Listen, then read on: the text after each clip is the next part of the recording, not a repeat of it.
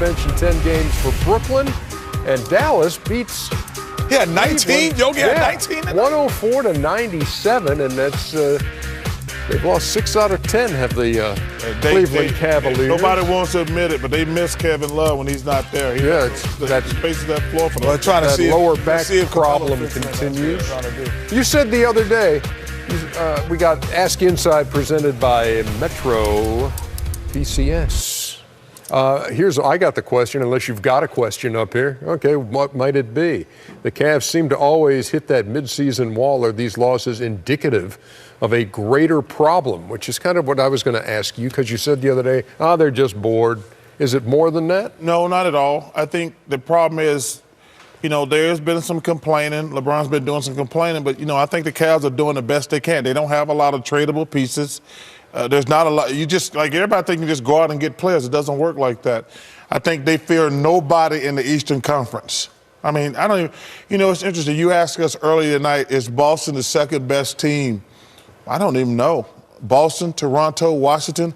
The Pistons played great tonight the way they should have been playing all season, but nobody in their mind thinks anybody in the Eastern Conference can beat the Cavaliers.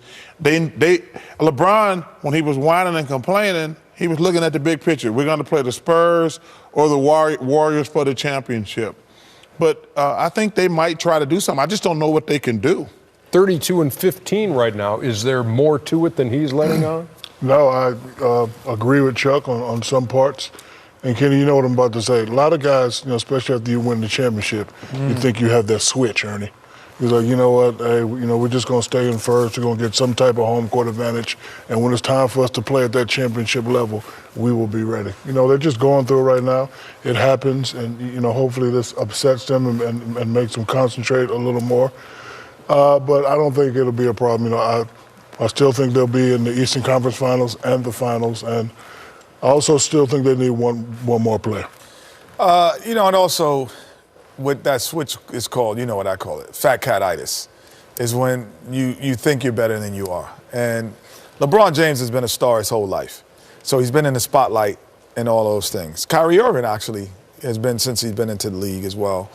But there's guys, when you win a championship, this is the first time that they get in a taste of the victors of the spoils of the victor. And a lot of times that disruption kind of leads to certain things inside your locker room. And it leads to disruptions also on the court. So, there's guys who maybe 10th, 11th man on the team, and you see them on commercials now that they hadn't been in before. They come on the bus with shades on. They have their headphones on. They're not engaged as well. So then collectively as a unit, you don't be engaged as you used to be. And then you have to say, we're going to try to turn that switch on, and that switch sometimes isn't available. But fortunately for them, they have the ultimate switch in LeBron James, who can turn it on at any time. But those type of things, I think, lead to losing more than anything. Yeah, and when we lost to the Bulls for the championship, my first year in Phoenix, we had a one-track mind. We were like, we want to win the championship. And everybody, that was our only goal. And we were all on the same page. Nobody complained about playing time or anything. We lost to the Bulls. The next year, everybody got new contracts, and guys started complaining about who made more money. Guys started complaining about playing time, to pick it back on Kenny's point. We had a couple guys that opened up restaurants, and I said, wait a minute. Dan Marley deserves to open up a restaurant because he's Dan Marley. Then who didn't deserve to? I'm not calling him out on national television. Well, no, call him out. No, but what was the little Miguel Knight over there? Stop it, man. Was it him? Man, stop it, man. I don't know. I'm thinking of guys. Frank Johnson over the restaurant. But you stop it, man. Frank Johnson over the restaurant, man. Commercial break. Commercial break. Yo, who opened the restaurant that it wasn't supposed to, man? Joe Klein Steakhouse. Ernie, we had guys. Hey, we had a guy open a nightclub. After we won the championship, we had a guy, our 11th man on TV, opened a nightclub, man. What was it called? Tim Kempton's Kitchen. Ernie, Kenny's 100% right. It was not a lot of fun. You can say his name. Oliver Miller's Chicken and Waffles.